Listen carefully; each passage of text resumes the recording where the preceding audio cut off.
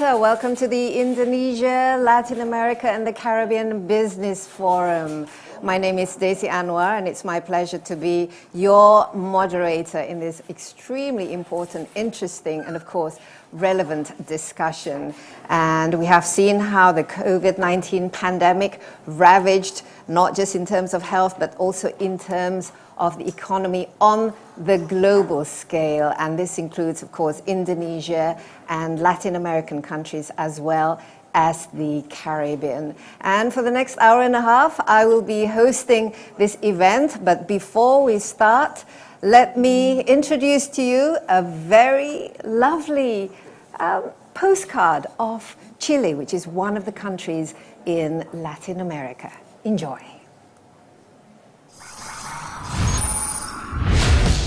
Mira Chile, mira lo que tenemos andando aquí. Suara saya nggak kedengeran kan?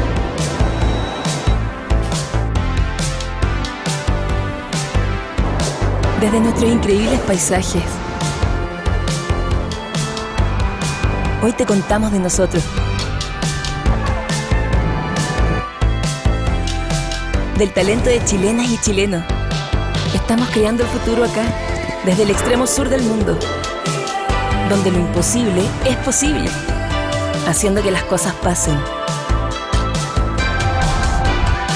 La energía de esta tierra nos ha dado tanto durante tanto tiempo.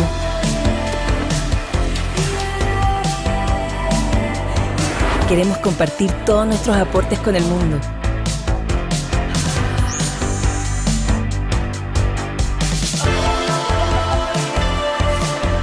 Mira hacia arriba. ¿Ves las estrellas? Nosotros vemos que hay todo un mundo por delante. Y tenemos tanto para aportar al mundo que estamos ansiosos por saber cuán lejos podemos llegar desde aquí.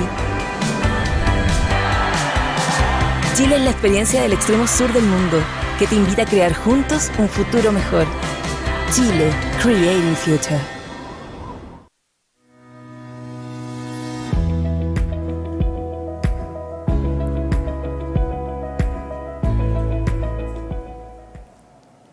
Yeah, that's a beautiful video on Chile. For those of you just joining us, welcome to the event, Indonesia, Latin America and the Caribbean Business Forum. Recover together, recover stronger, and we are now entering the panel discussion. This is the panel discussion number 3 of this event, how COVID-19 pandemic shapes the future of innovation and technology. And of course, we've seen how technology and anything that is to do with digital and all things internet has become very, very important during this pandemic. And before we start our panel discussion, I would like to introduce to you our next speaker who will give an opening remark. He is Minister of Education, Culture, Research and Technology of the Republic of Indonesia, His Excellency Nadiem Makarim. The floor is yours.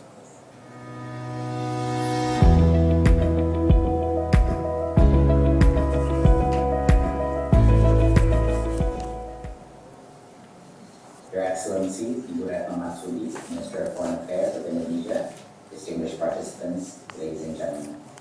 It is a great honor to be here today to deliver my remarks to open the 3rd panel of Indonesia, Latin America and the Caribbean Business Forum 2021.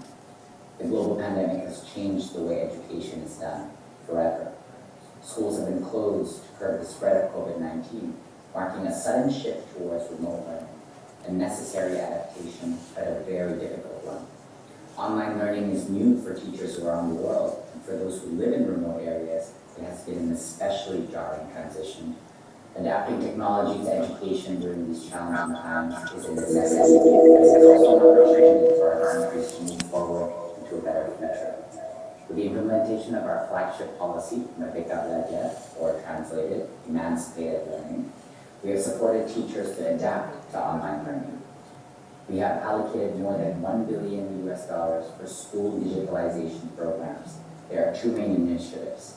1, distribution of IT devices to schools, and 2, development of free educational digital platforms. These initiatives will elevate the education quality in remote these areas to contribute more to the nation's economy and fulfill their potential. For our educational digital platforms and apps, we have enlisted the help of many ex-private sector engineers, designers, and data scientists to help us out in this effort, and it has become one of the most successful experiments, and very much turns out that the private sector engineers are extremely idealistic and would like to join government initiatives, particularly in education. And teachers, students, and schools across the country have taken advantage of a bunch of our initiatives. Let me mention a few of them, of the many digital apps that we've developed so far. We've developed SIPLAC, which is a marketplace where school principals purchase school utilities using operational funds from the government. This e-commerce platform essentially has allowed a much safer and more accountable transactions between schools and sellers. Earlier this year, we launched the Teacher Share and Learn platform, which helps teachers to collaborate and learn from each other by sharing best practices in remote learning during the pandemic.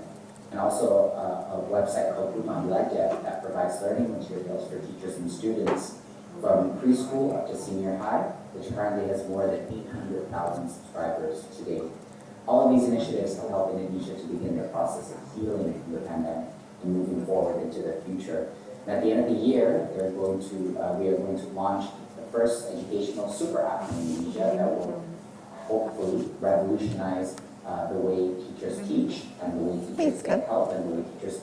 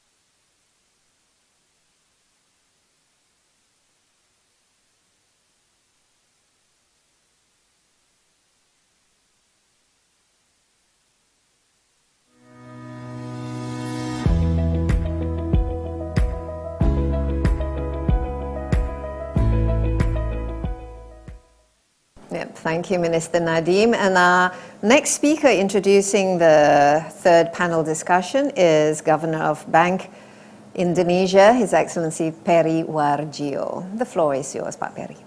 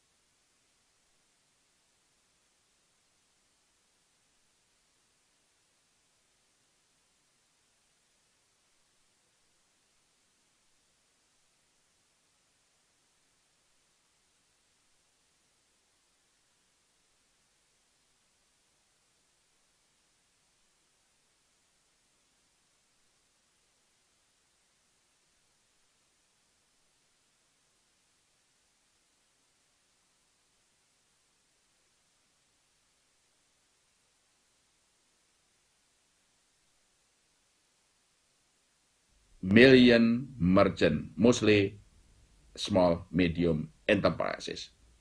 QR Indonesian Standard, Chris, we launched in August 2019, only 7 months before the COVID-19 outbreak. Chris gave us 2 advantages. One, a game changer for Indonesian digital economic ecosystem. It could increase not only financial inclusion, but also economic inclusion. And QR Indonesian Standard is a transformer for SME and traditional market into digital. That's actually what I was referring to, 11 million SME and traditional merchant already being included in our digital transformation through QR Indonesian Standard. Of the target 12 million, and will be increased even further for the following next year. And the progress of digital payment system, which is I already announced in the 17th of August in the inauguration of our independence this year, what we call it SNAP. SNAP, Standard National Standard for Open API, Application Programming Interface for Payment System. One language for connection of payment services, whether by digital banking, whether by fintech, whether by e-commerce. One language connection, which is SNAP, National Standard Open API Payment System. This is a critical piece of accelerating of our national digital economy and finance. The SNAP will integrate interconnectivity and interoperability between players of the payment system, digital banking, fintech, and e-commerce. Second, policies.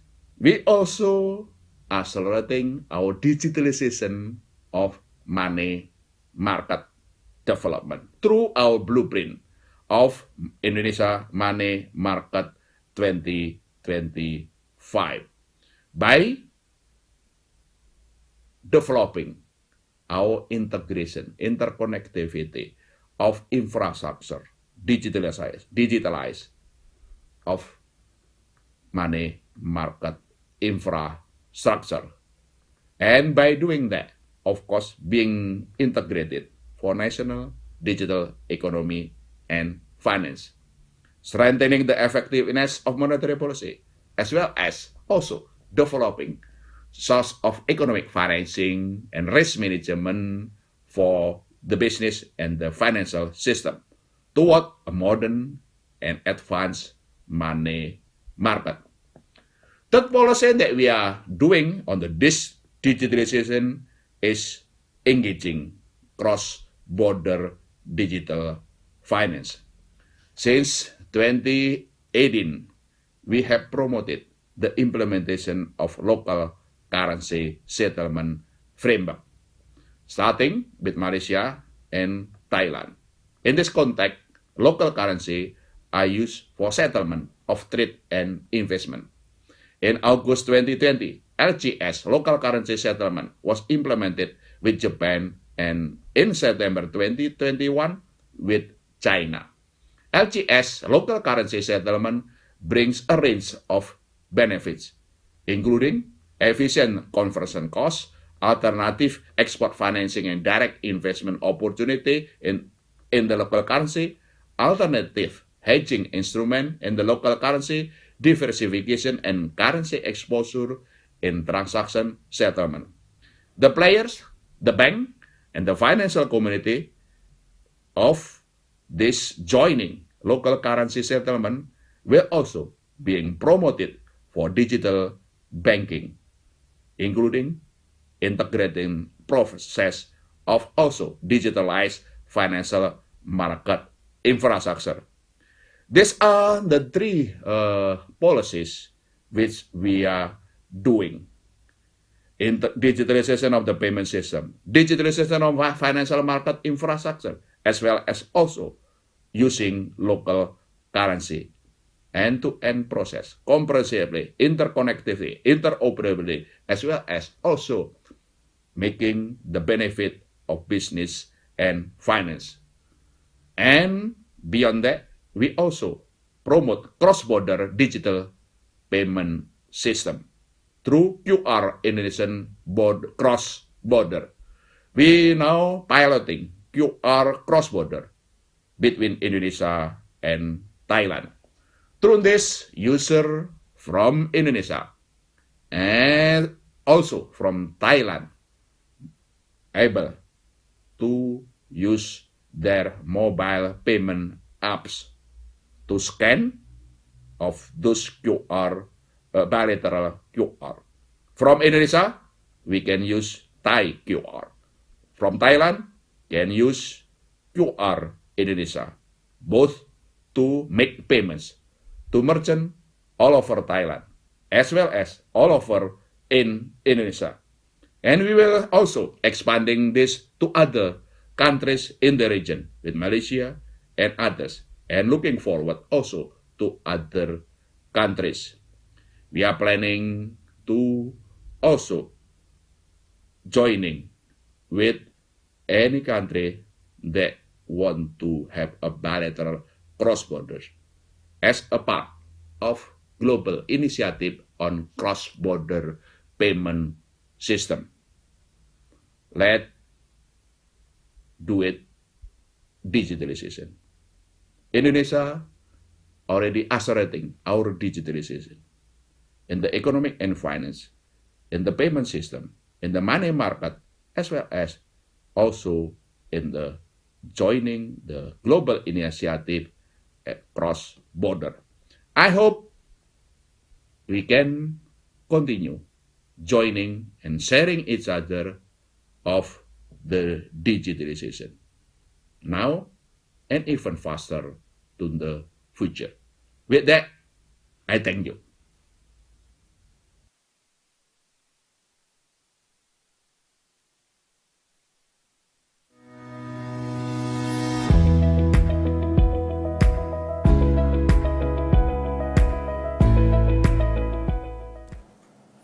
Thank you, Governor Perry, for that insightful and important remarks. And for those of you who just joining us, our panel discussion is on how COVID-19 pandemic shapes the future of innovation and technology. We have three panelists joining us this morning, the three from completely different places. We have one from Europe, one from the United States, and one based in Jakarta. Now, when we talk about the pandemic and technology, well, our dependence on technology has increased substantially, of course, during the COVID-19 in the last year and a half, with all the lockdown, working from home and studying from home and doing everything online. We basically completely give up our life to our gadget. We shop, we order food,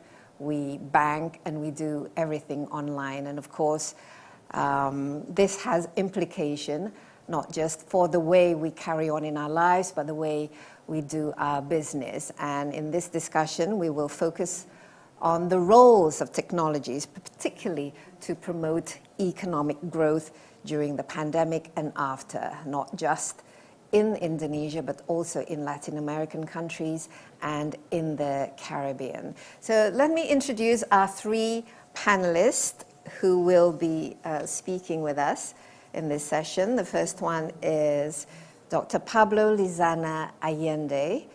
Dr. Allende is president of Latin American Chamber of Commerce in Singapore, although Pablo is currently in Europe. Pablo is an Asia expert with almost 25 years of experience in top management consulting, particularly in Europe and Asia Pacific. And he specializes in strategy development with a strong focus in implementation. Hello, Pablo.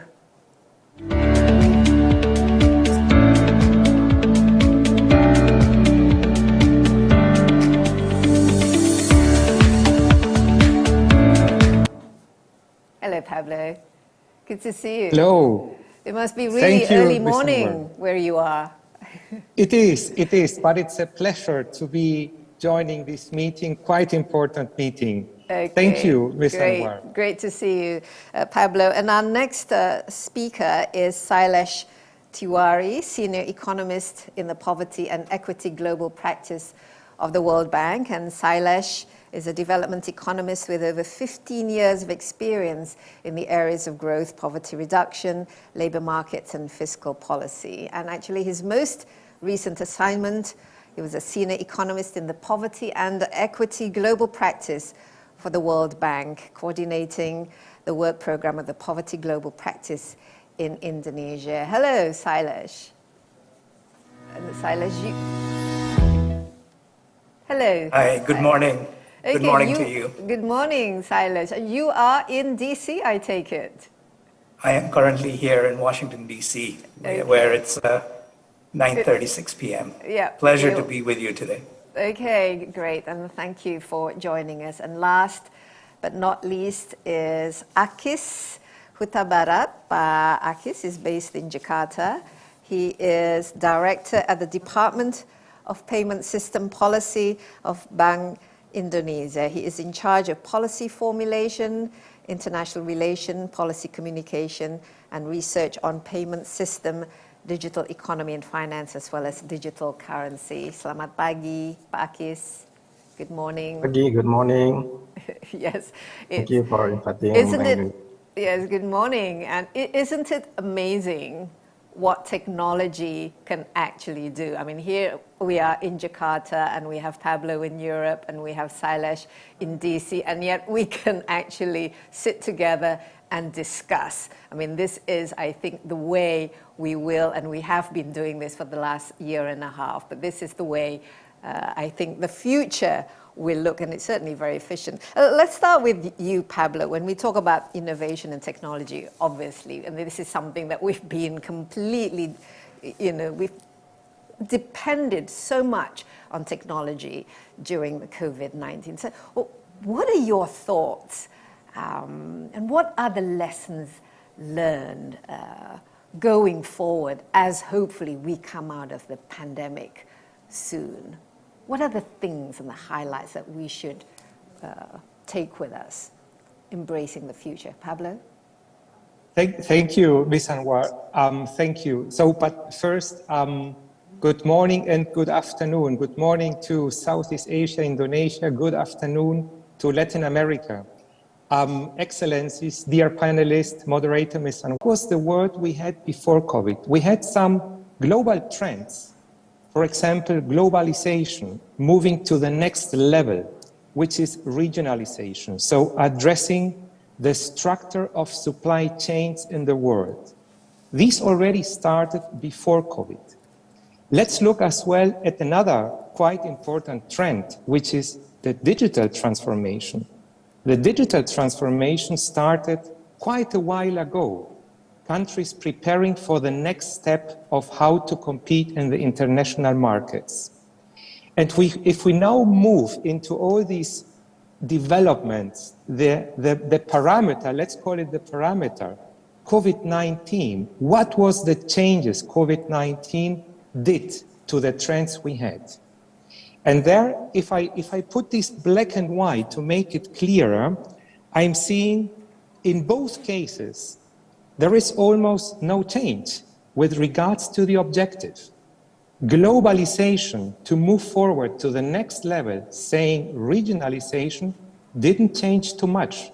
But what did COVID? COVID confirmed this trend, which is the right trend. What happened to digital transformation? Many countries started already preparing for digital transformation environment.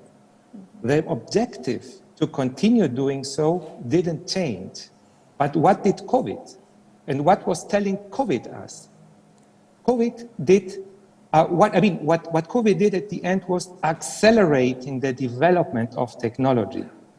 Because we were, and let's put it a little bit positive, we found ourselves in a situation which was absolutely unexpected, and we saw the impact on our economy. And we were very happy to have technology helping us to overcome the situation, or at least to mitigate a little bit the impact of the pandemic. And so what I'm seeing is fundamentally not too much changed in the basic objectives we were seeing before COVID, the global trends. Yeah. But COVID showed us how stable or unstable our system might be. And so we have quite a bit of homework to do in the future to get our systems a little bit more reliant. And now coming back to your comment, Ms. Anwar, so what are lessons learned? This is to me one of the biggest lessons learned we experience with COVID, which is we need more resilient systems. And technology is helping us. We just heard from His Excellency, Governor of Bank of Indonesia. He said one sentence, and the sentence was, digitalization is key. So saying technology is key, saying the development we are experiencing is key to continue to develop to develop the system we are in a more resilient way. Okay. So with these comments, and they are coming back as well to your introduction, Ms. Anwar, digital transformation and therefore innovation and technology gets a more important role in the future. It gets a completely different role in the future. And COVID helped us to understand this and to see this. And now, if I may add 1-2 more comments, is digital transformation is helping us in what? It is helping us indeed to get our system more resilient. It is helping us as well to build a more sustainable economy. But one of the most important comments I would like to make is it is helping us to keep global competitiveness of countries and to keep or enhance global competitiveness of countries. Because not to transform the country and therefore all institutions within a country, public or private, not to do that, it's gonna result in a loss of competitiveness. So actually, we are forced, everybody in the world is forced to do the digital transformation. And this is independent of COVID. Your thoughts on the lessons learned. I mean, we've seen that the pandemic has created a lot of crises, health crisis, economic crisis, and also social crisis. And what are the takeaways? Because we've also seen that during the pandemic, there are winners and losers, so to speak, those who are already embedded in all things digital and all things internet. They seem to have fared quite well, if not very well, out of the pandemic.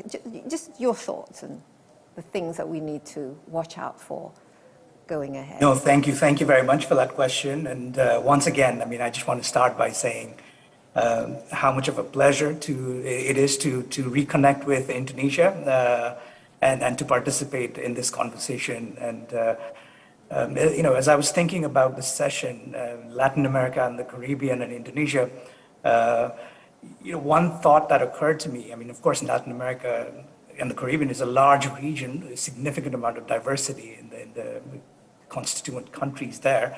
But if I were to take the liberty of a narrative, what came to my mind was that LAC and Indonesia are two countries that started out with quite a high level of inequality in the early 2000s and have, through active policy measures, succeeded in bringing down inequality quite a bit in the last 5 to 10 years or so. So that strand is quite relevant to this conversation on digital as well, and broadly on the COVID-induced adoption of digital technologies, because as we know, as you indicated in your question, one of the striking consequences of this pandemic around the world, beyond the loss of human life, loss of livelihoods across the board, and untold suffering in terms of long-term scarring of generations of young people, is that the impact has perhaps been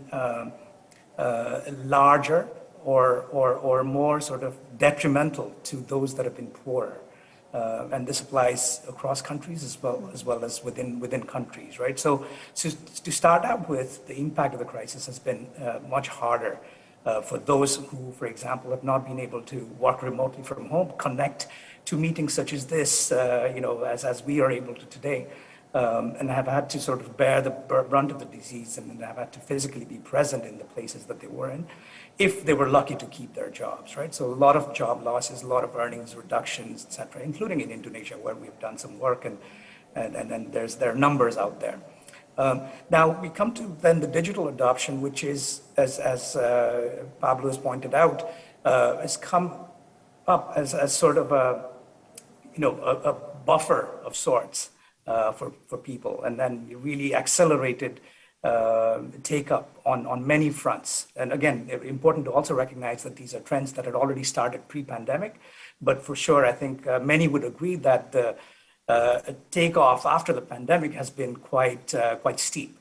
And then we've got numbers here. Of course, I mean, I know a little bit more about Indonesia than INA-LAC, of what these changes have been. For example, the manner in which e-commerce has soared, the manner in which online learning opportunities have been available, and these opportunities, the extent to which they've been taken up by students all across the country.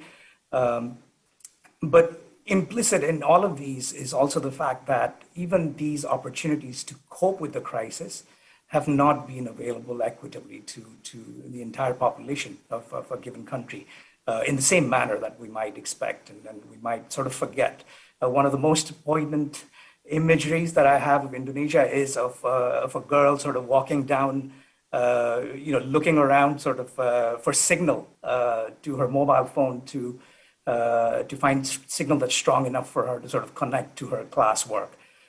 So it's in some ways it's of course opened up possibilities, a lot of exciting opportunities, and then digital technologies. I mean, the way they can unleash productivity in all our activities, the way in which they can spur growth, etc. I mean, they're all out there. But one thought that I think that we should also keep in mind is that that's what is the extent to which those opportunities are available to people across a given country in the same manner, and what can be done to make sure that these digital technologies, the way we expect them to sort of reduce gaps, do not actually end up widening them.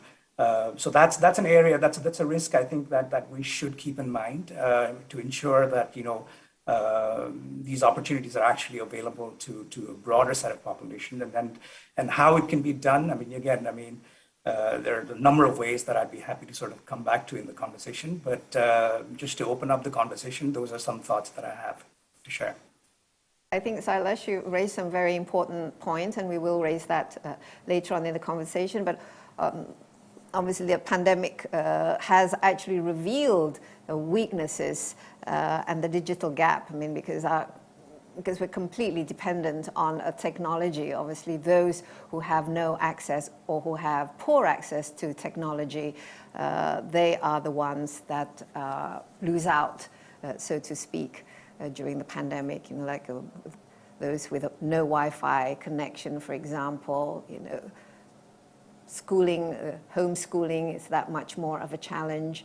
But on the other hand, this is also an opportunity for us to actually improve the digital infrastructure. This is what Indonesia has been doing, and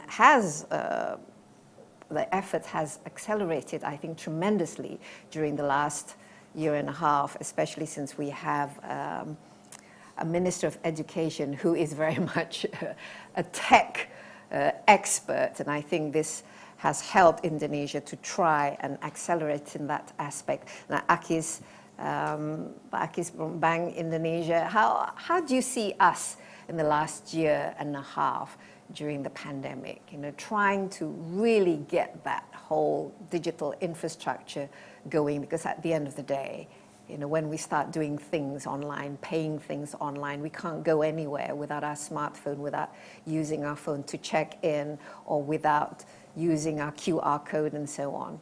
So your thoughts, Pak Akis, on the last year and a half in Indonesia? Thank you, Ms. Desi Anwar.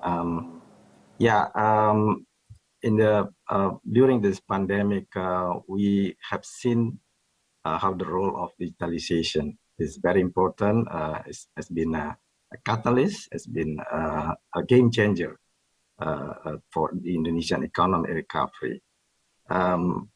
We see that when we launched the blueprint of Indonesian payment system in 2019,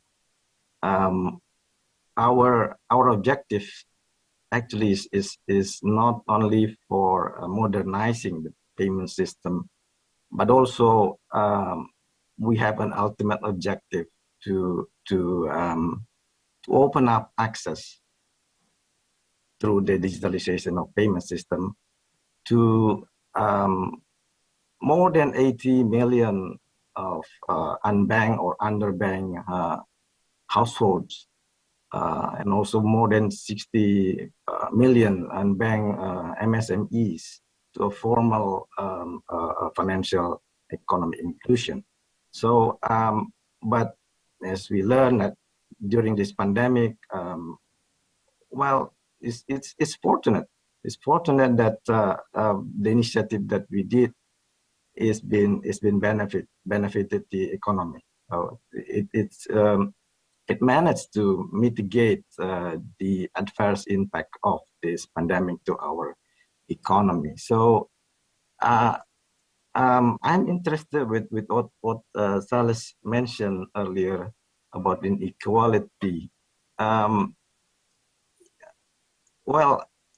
There is a negative impact of the digitalization. We learn about the digital divide, but that's the role.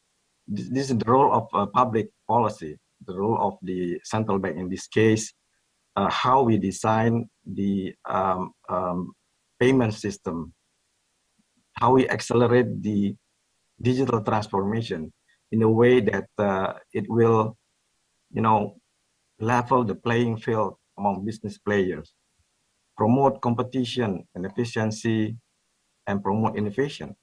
So that it will lead to a more affordable transaction cost, a lower price of financial services, and causing a more inclusive access to financial system, financial services.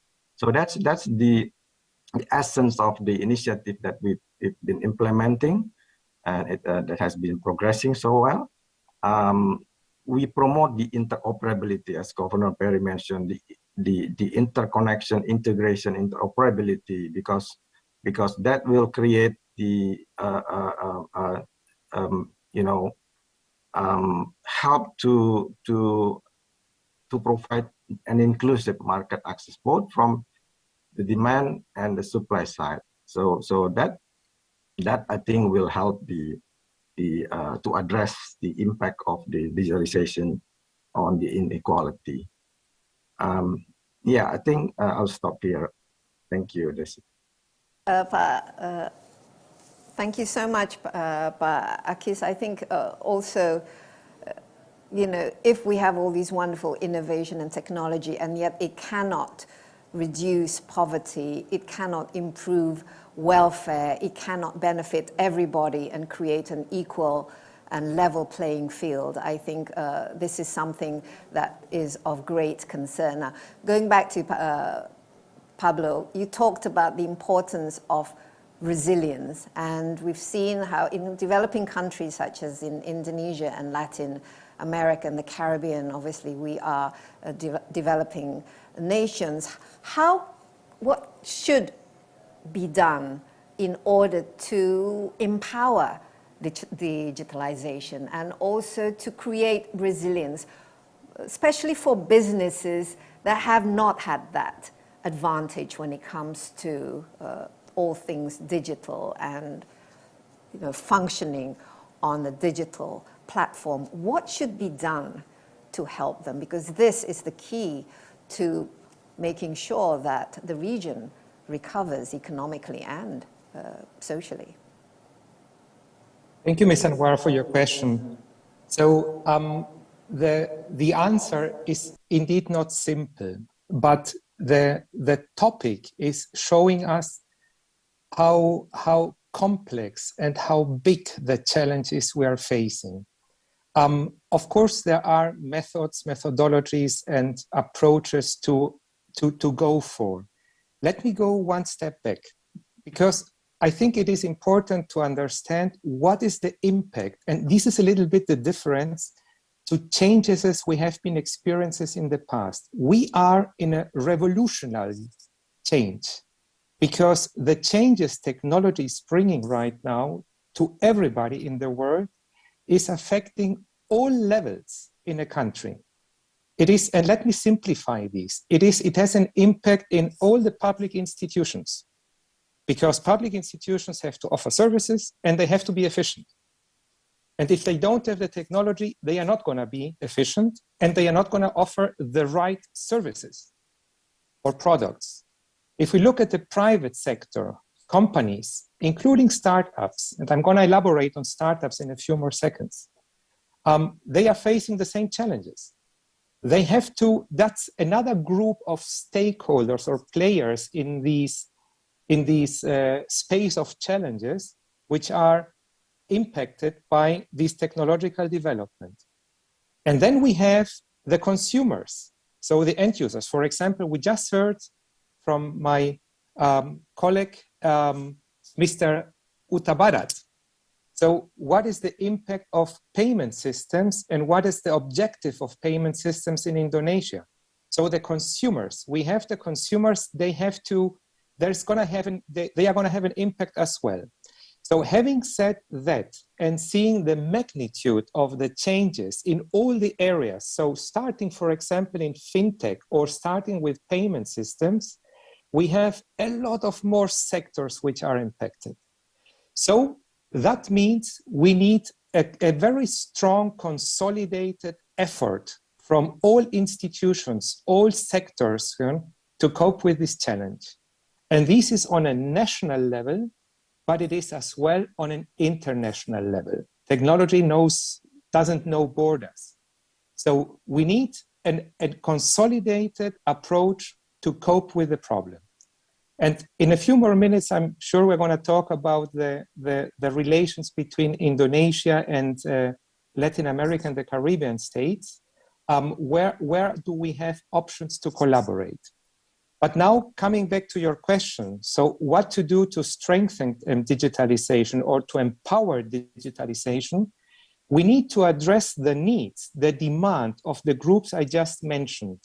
So what is, for example, the private sector demanding in order to empower, to strengthen their digitalization status?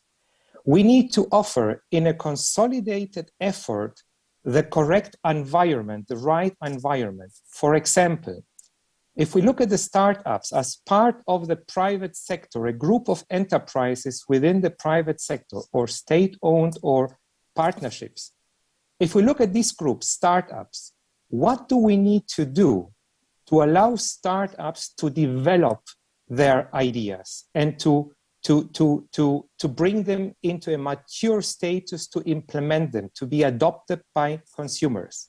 What do we need to do for that? For example, we need to create centers, we need to create hubs, we need to create, the correct infrastructure for them to develop. We need to offer them funding. We need to look for funding. We need to look, for example, for support, knowledge support. So collaborations between startups and universities or research institutes or international collaborations. So what I'm saying is we need to create, in this case, for this group of stakeholders, we need to create the environment. What else? A completely different example, but as well relevant. So what do we do with the consumers? For example, all those people, what Mr. Hudabarat mentioned, all those people using payment systems, and they are not used to use payment system online, using their iPhone. We need to we need to improve their skills. We need to train them. We need to include them in the entire new system. So to empower digitalization means to get the people to follow the digitalization trend. We need to help them to be part of this new economy. And this is another completely different element to empower digitalization. It's training, is to prepare the people for what is going to be the future. His Excellency, in one of the speeches we heard today in the morning, he said at the end, he said something very, very correct. Let's make the future happen today. And that's what we have to do. We have to include all participants in this digitalization journey. And all participants are all private persons, consumers, and companies, the private sector, and the public sector. So there is quite a bit of homework to do, and there are very differentiated approaches we have to follow, and we have to analyze very specifically what is the need. Okay.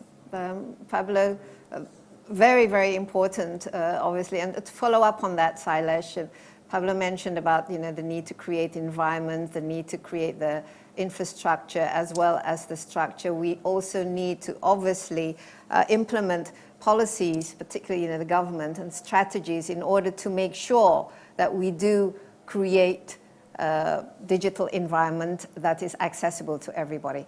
Your thoughts on, particularly for developing countries like Indonesia and the Latin American and Caribbean countries, what sort of policies and strategies that the governments need to do immediately, because this is the way that the world is going towards. We are going to a world where we will depend for everything on technology.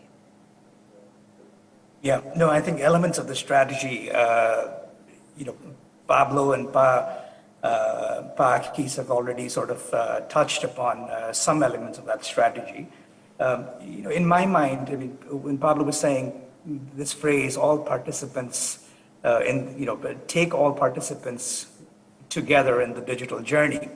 I mean, that's really, I mean, I think that captures what the essence of this conversation is, right? And again, just having perhaps done some work on a related topic in Indonesia recently, I can reflect on some of the conclusions that came out of that study. Again, to the extent that it's applicable to certain countries in LAC, unfortunately, I mean, I think similar study, I know some of our team members are beginning to think about it in the regional context, but I'm not aware of something similar that's been done there. But in Indonesia, I mean, we basically thought about this question. We analyzed the issue, the current state of the digital economy, the extent to which the benefits of the digital economy are currently accruing to different kinds of types of people, consumers, producers, workers, and so on. And distilled lessons, right, in terms of, okay, what is it that the country could do to make sure that the digital economy continues to thrive, because I mean, it is noteworthy that Indonesia has been before the pandemic as well one of the fastest growing digital economies, perhaps the largest one as well in the sub-region, just based on the size of its population, as well as now increasingly the size of its population that's connected to the internet. And what we found, I mean, the three key policy sort of principles we emphasize is, first of all, is a no-brainer. I mean, despite the remarkable progress, I mean, and the statistics are staggering, right? So from, I think, if I'm remembering it correctly, from 11% or thereabouts in 2011 of the population to 55% in 2019. That's the share of the adult population that's connected to the internet. Huge increase, but, then the corollary of that is that 49% of the population remains not connected.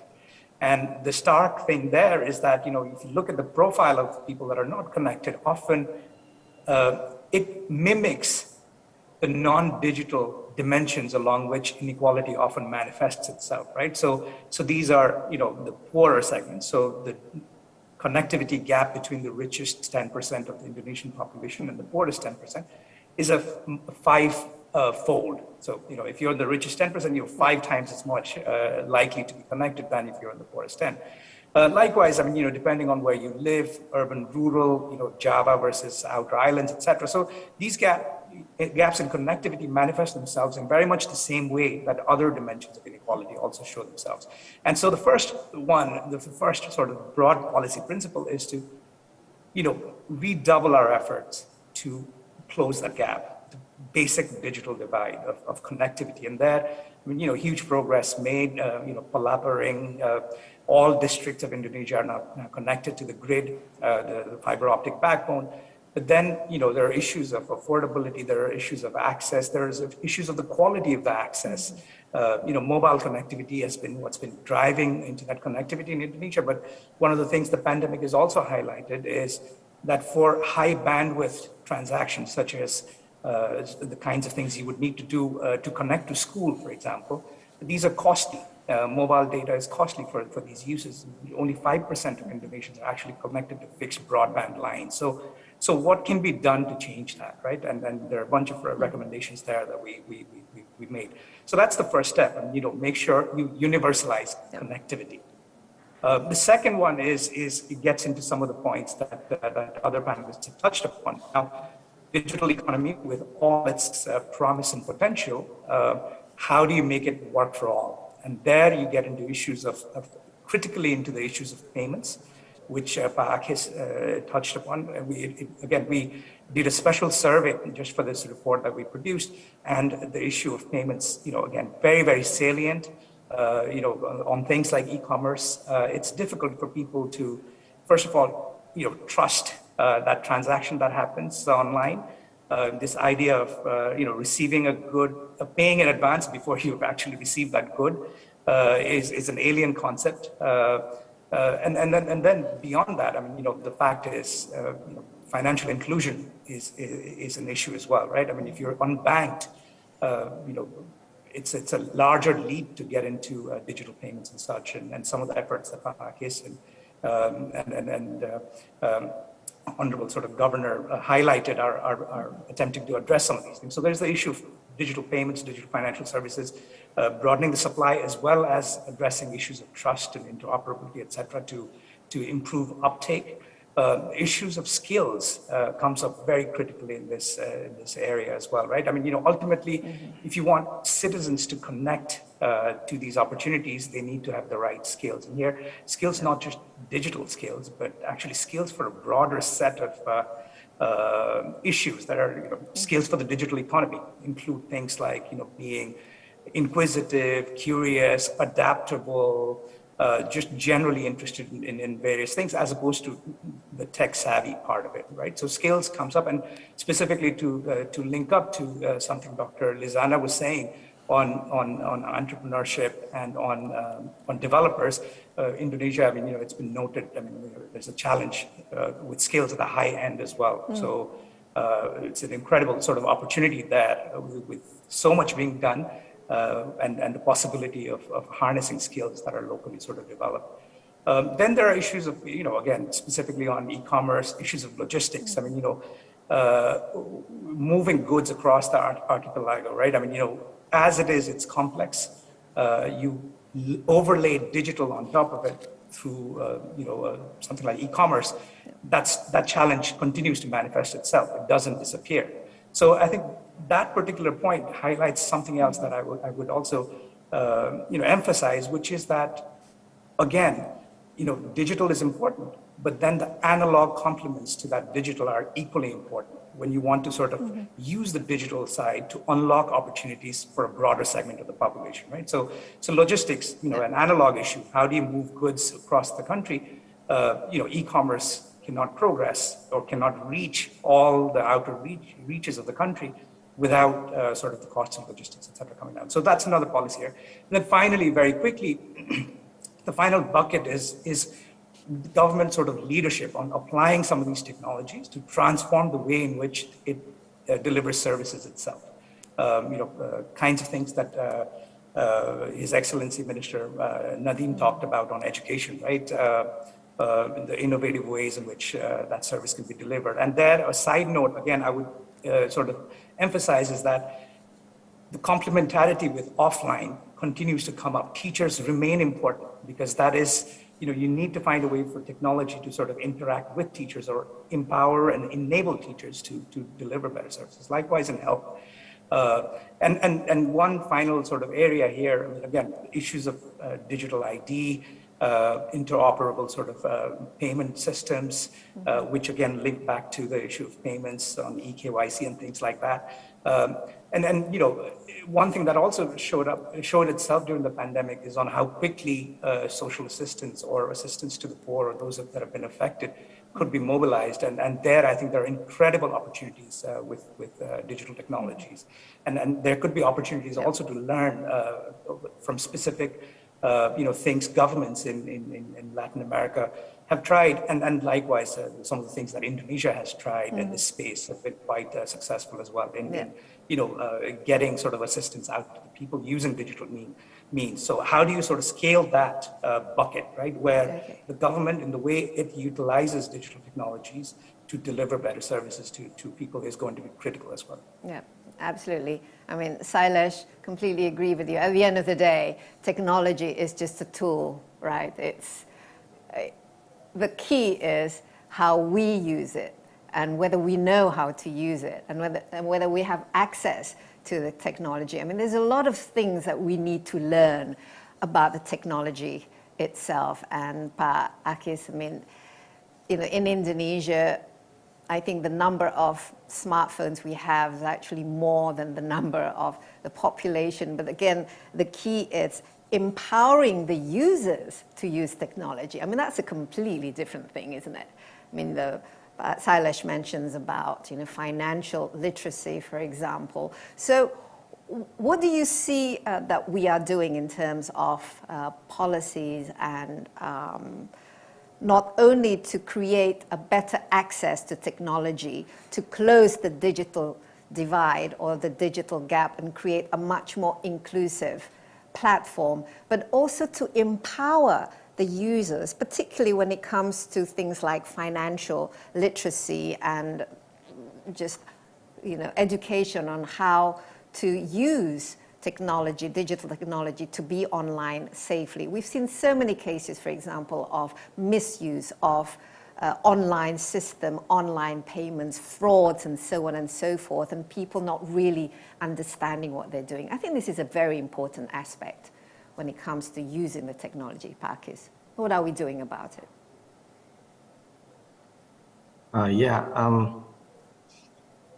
What we've been doing, as you know, that in the supply side, we continue to provide the digital connection to the overall people. For example, in the QR code Indonesian standard for payment, we have a target to onboard the merchant to this platform, right? So far, the majority of the merchants that is,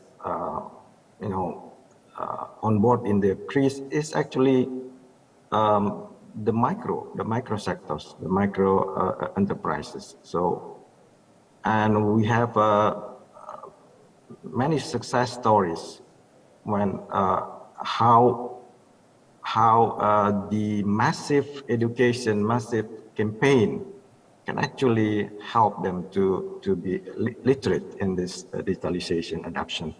So we are confident, we are optimistic to continue accelerate the adoption of this digitalization in payment for the whole segment of the population, including the unbanked or the underbanked population.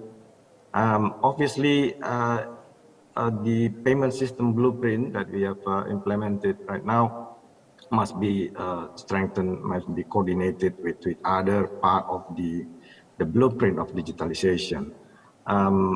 Actually, this blueprint is part of the national strategy of digital economy. It's currently being developed by the government and the coordinating Ministry of Economic Affairs, and part of them is also there is a kind of roadmap or blueprint as is being developed by the Ministry of the Information and Telecommunication that should be able to address those issues related to the connection. Yeah, so I think another initiative that also will help this is the international initiative on cross-border payment. So we joined that initiative by the G20 and also the FSB in order to address the main four friction in the cross-border payment, which is cost, speed, access, and transparency. So by addressing this cross-border payment friction, we have to start from the domestic first, right? So in terms of collaboration, how to address this issue, I think there is a room for collaboration.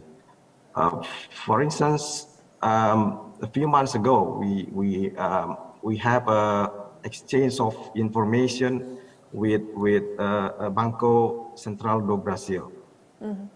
We learn from them, and also we share our initiative, like QR Indonesian standard, and we learned that Brazil also have a quite similar system, the QR code based retail system called the PIX. So we might enhance the collaboration, because probably we can learn some of the similar concern facing by these two central banks. Yeah. So we're also looking forward to a possibility of collaboration with Central Bank of Brazil as well and Mexico to discuss about the digital open platform called Open Finance or Open Banking. We believe it will be impactful to accelerate the financial inclusion. Thank you. Pak Akis, you talk about collaboration. This is something that I would like to discuss in my next set of questions. But just going back to you about the payment system currently in Indonesia, like I mentioned, there's been sort of maybe misuse or fraud and so on and so forth. How do you make sure that the security aspect of it is maintained? Because this is, I think, it's crucial when we talk about using things that are digital based, when we rely on technology, that the platform should be absolutely full fail-proof and also safe for everybody to use and not easy to misuse. Are we doing this? Yes, absolutely. We had a regulatory reform on the payment system. We had a kind of umbrella principles of payment system in terms of the Bank Indonesia regulation, and also also combined with the regulation on the payment system provider, payment system infrastructure provider, or payment system operator. In that regulation, we outline the requirement for those provider to design, also to operate the payment system, taking into account for the security, so the risk of cyber attack, cyber resilience, cyber security, and fraud. So and also we have surveillance departments, financial stability surveillance, to ensure that this payment system provider comply with this regulation.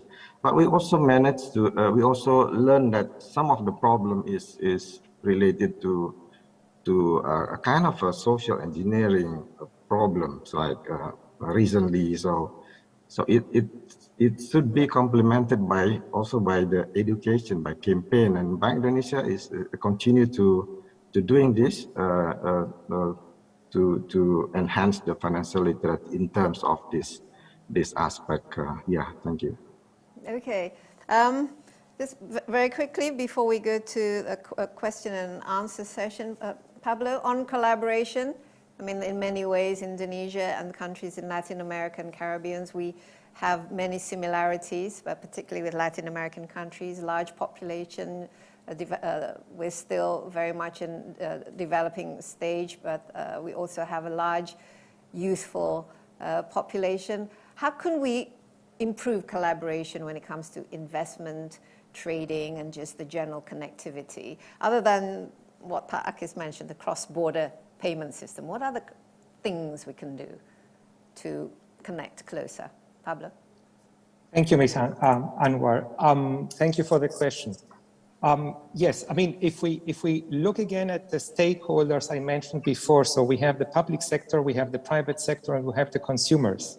And we understand the challenges each of these groups have. And there we see the plenty space, the plenty opportunities and the space we have for collaboration. Actually, in each of these levels, there is a collaboration potential. And I'm glad to see that collaboration between the regions started already. I'm glad to hear, for example, just now the exchange between the Banco de Brazil with the Banco Indonesia. Mm-hmm. So there is in all the sectors, there is plenty of potential. For example, if we start in the public sector, the legal frame, a very specific, just to make an example, a very specific topic is data protection. So how to harmonize data protection and the data flow involved in all this technology. So there are areas where we can harmonize, so that to bring everything into standards is going to help to create the basis for strong collaboration, which is very beneficial for the second group I mentioned, the private sector. So the private sector is going to start collaborating once they see we have a kind of backing from our governments. And the backing of the governments is expressed by harmonization between countries. So if I'm an investor and I'm a company owner, I'm going to think about investing my dollar in Latin America or in Indonesia, vice versa. And I'm going to check the conditions I have. And that's the reason why I'm saying we need a close collaboration between all the stakeholders within a country to define what do we want. And we need the international collaboration. These are the basis for the international collaboration. And if I continue, so there are many examples. I would like to point out, to highlight one specific point, which is a difference, again, to changes in the past or to development of countries in the past. In the past, we had developing countries as we are, Indonesia, almost all Southeast Asian countries and the Latin American countries. We were dependent of the developed countries. So for example, if we wanted to do manufacturing of goods, we were depending on the machines of developed countries. But what is the difference now? Now we have a certain independence, and we have an excellent example in Indonesia. If we look at the startup Gojek, which is globally famous. So what did we need for that? We need smart people, very smart people, and Indonesia has many smart people, Latin America has many smart people, and develop an idea. Mm-hmm. And what we need on top is the funding. So, and that's another collaboration area where we see funding, in my view, is a multi-local element, whereas the innovation of the topic might be a local element. We have the skills, we have the knowledge in our countries to develop these, and we have plenty of examples. Again, in the banking sector, for example, we have in Brazil 2 banks, Neon and Nubank, or we have in Argentina in the e-commerce sector, Mercado Libre, an e-commerce platform which during the pandemic had a significant growth, an impressive growth. And many other examples. And all these platforms, all these businesses have been developed on-site, locally. And the exchange and experiences in all these is a base for collaboration. One more element I would like to highlight is one of and this is something I believe both of our regions has as a challenge, and this has been mentioned by Mr. Tiwari as well, the inequality or the gap, the digital gap. So we have the digital gap is a challenge we have to address. And the digital gap is not going to be closed by the digital transformation. We need more measures to close this gap. But what we need to do is to provide the infrastructure, at least to try to provide the infrastructure to the entire space. And how to do this, that's a collaboration area. A second challenge is knowledge, is the training of the people, is the enhancement of skills. And this is a fundamental aspect going forward, because we are going to develop into a digital economy. So, and to include as much people as possible, we need to have this training. And this is not only on the people, it is as well on the private sector level, and it is as well on the public sector level. So there are plenty areas of collaboration which have to be specifically defined. And the important part is to define the frame. Yeah. This is a little bit a comment I wanted to make. Okay, thank you, Pablo. The key is not technology, it's the people. We are using the technology. Sailesh, any further ideas on how to better collaborate, particularly between our two regions? No, not much to add beyond what Dr. Alain Lizana just said. I think, you know, I think it's as I already mentioned, right? I mean, it's an exciting new sort of front that's becoming increasingly more important, and governments in Latin America and Caribbean, the private sector in the Latin America and Caribbean region, as well as in Indonesia, are going to be sort of figuring things out as innovations happen in real time on how to best sort of harness it for their people, right? So I think one area that, again, Dr. Lizana has already mentioned, I would sort of emphasize would be the exchange of knowledge at the level of the government, as it already seems to be happening, as Paakis mentioned. But more could perhaps happen there at the level of the government as well as within the private sector. Okay. Sailesh, if I can just, there is somebody who sent me a question online, Rizka Angara. How and to what extent has the growth of digitalization shaped the trade relations of Indonesia and LAC? What policy can they adopt to utilize ubiquitous digitalization during the COVID-19 pandemic in order to positively contribute to trade relations? Could you answer that? I mean, do you see any the kind of policies that both regions can adopt? Good question, and there's a related question in the chat box as well on the separation by distance and how how that could be sort of overcome in the utilization of this interconnection between the two sort of places we're talking about. Look, I mean, I don't know specifically the level of sort of trade that's currently happening between Indonesia and Latin America and the Caribbean. But what I could say is that it's an important sort of dimension for both the development of Indonesia generally and Latin America. Of course, I mean, I'm a bit uneasy about Latin America and Caribbean as a single unit when talking about things like trade. I mean, there's so much diversity there, but no, I think, I mean, one of the areas where there could be exchanges is strengthening of commercial ties for sure. I mean, and then the level of trade that's currently going on, and then linking up again to what Dr. Lizana was saying. I mean, if the relationship was mediated through what was going on and the demand from other more prosperous nations going forward, I mean, what's to say that there's a more direct link? There's a greater sort of trade that happens directly between the Latin America region as well with Indonesia.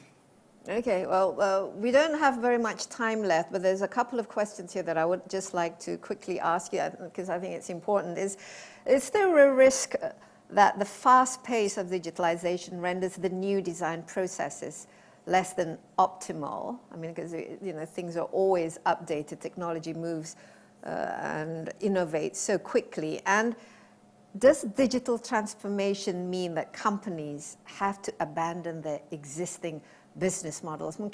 Very quickly, Pablo, and then Sailesh, and then Akis. All right, very quickly, thank you. The first question, this is indeed the new normal. Technology is changing quite fast, so we have an extremely high change rate. So we need to see what are the technologies we're going to include in our, or implement in our businesses, in our companies. Of course, there is an error in the sense when there is going to come a new technology, but this is the risk, and that's the reason why we need to look very carefully at the investment. But one thing is clear as well. We need to do the changes in the companies. We need to do the changes, for example, in the manufacturing plants. We need to include, for example, in the automotive sector, robots in the manufacturing plant, and to follow the industry of things philosophy. So no human, everything related by transfer of data. And that's the information we have, and that works. The second question is a very good question, is do we need to, so is the digital transformation involving creating a business model or significant changes to, changes to existing ones? Yep. Do we need to abandon the existing business models? Definitely not. It's going to be a hybrid status, a hybrid landscape. We had an example just before, Mr. Tavari mentioned, even we have e-commerce, and it's very easy to buy through, online platforms, but we need the logistics to transfer the product from A to B. So there is a combination. But one more thing is I want to, because the question is going to, I think, to it's pointing to another aspect. Technology is allowing us to create new business models and to fulfill demands we were not able to fulfill in the past. So these business models are going to coexist with traditional business models. This is going to happen. So it's complementary what we're going to be seeing. Okay. Sailesh, your thoughts? Maybe I'll just add a very small thing from the worker's perspective, right? I mean, given how dynamic these innovative changes are, if I'm a worker trying to sort of think about what the labor market is going to look like in the 21st, latter half of the 21st century or beyond, it's a fundamentally, it's an impossible task. So that's the reason. One thing we have been emphasizing, we're finding this in many places of the world, is that what you can do in terms of skills is of course there's the cognitive skills that conventionally schools have taught, but increasingly the non-cognitive skills, the skills that prepare you to be more sort of pliant, be able to sort of apply the set of skills you've learned to another entirely different sort of landscape, right? Those skills are going to start becoming increasingly important. And again, today we've focused primarily on digital technologies. It's a large sort of vague term. Again, we can, as Dr. Lizana mentioned, we start getting into things like automation, robotics, the future of how manufacturing is done, et cetera. That's it's a vast sort of landscape where I think it's sort of hard to make a prediction of where that's going to take us. Okay, Pak Akis, in Indonesia, most of our businesses are small and micro scale even, and very much a traditional way of doing business. Do we all have to basically adopt new ways of doing business, or can we, complement each other, the old ways and the new ways, without each undermining the other's development, so to speak? Pak Akis. Yes, the digital technology acknowledged for its transformative power that they bring to the businesses. including creating a new business model. But I think we don't have to abandon the existing model. For instance, in the banking sectors, now there's a trend for the digital bank. But we can still transform the banking sector, through the existing model of banking, but just to add elements of digitalization in that. So, in the question about the previous one, I think the digitalization or digital transformation also form a new market structure. Characterized by the in terms of in the payment system and the data ecosystem, characterized by the monetization of granular data, personal data, and utilizing network effect to generate a new business activity. Maybe can be much more profitable business activity, and is often enjoyed by several big players such as big tech and also the incumbents. As market leaders, followed by many small players, that will lead to anti-competitive prices. That's why our role as a public policymaker is to ensure that the digitalization will end up will also support the inclusiveness. Okay. Thank you. Well, thank you very much. Well, our time is up, but I think I would not let you go before maybe you can share with us a little bit about your, just one or two sentences, and what would you like to see following our business forum in answer to the question of how COVID-19 pandemic shapes the future of innovation and technology. Pablo, your wish for the future? My wish, I'm glad to see technology is bringing us closer, is bringing us Indonesia and Latin America closer. I think this digital transformation process in both regions is going to help us to continue the journey as developing countries together. I'm glad to see that, and I'm sure we are going to get closer. Okay, thank you. And Sailesh? Incredible promise, incredible opportunity, exciting times ahead. My hope for the future is that the governments in Latin America and the Caribbean and Indonesia continue to learn from each other on striking the right balance in terms of policy making to foster innovation and growth to make sure this exciting sort of space grows, but at the same time ensuring that all its citizens benefit from these opportunities. Takis? Well, we expect vaccination and digital transformation to be a game changers in economic recovery. But the difference between those two is that while vaccination might not bring us back to the old normal, to the initial pre-crisis equilibrium, but I think acceleration of digital transformation can boost economic recovery and lead to this more sustainable and inclusive growth, provided that we can address some concern that we have discussed. Okay, thank you very much to all our three panelists, Pablo Allende, Sailesh Tiwari, Akhir Huta Barat, and certainly, the pandemic has put us all in a crisis, but the other side of the coin of a crisis is also opportunity. And I hope that we can make use of the opportunity and learn all the lessons, the tough lessons and challenges that we have faced during almost 2 years of the COVID-19 pandemic. And of course, it's also an opportunity for us to not only self-reflect, reboot, and basically change our mindset to think of a future where we can connect better, collaborate better, and do things better, not just for our individual countries, but for us as a whole, as a human family on this planet. Once again, thank you very much to our panelists. Great discussion, and please stay well, stay healthy, and let us hope that we can come out of this pandemic very, very soon and embrace our new normal.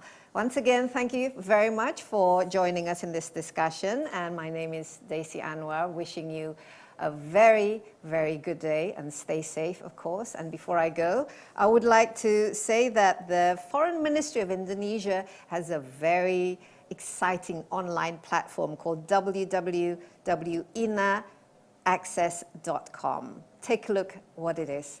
And in the meantime, bye-bye. Take care.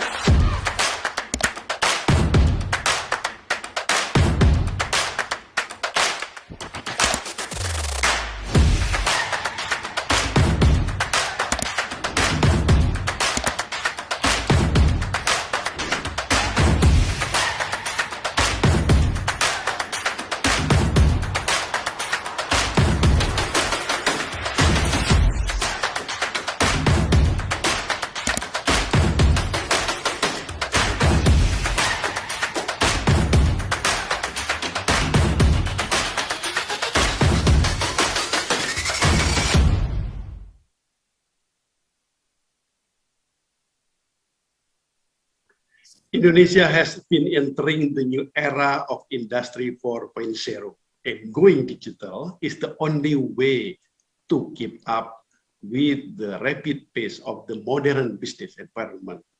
Therefore, I appreciate the development of an integrated digital platform INA-Access as an innovative measure toward inclusive trade, tourism, and investment for Latin America and the Caribbean and beyond. It plays a role as an innovative approach to facilitate business interaction swiftly and effectively. I would like to invite all Indonesian business people to utilize the INA-Access digital platform and grab the potential to seize the opportunity of the digital transformation on doing business. So let's utilize INA-access.com.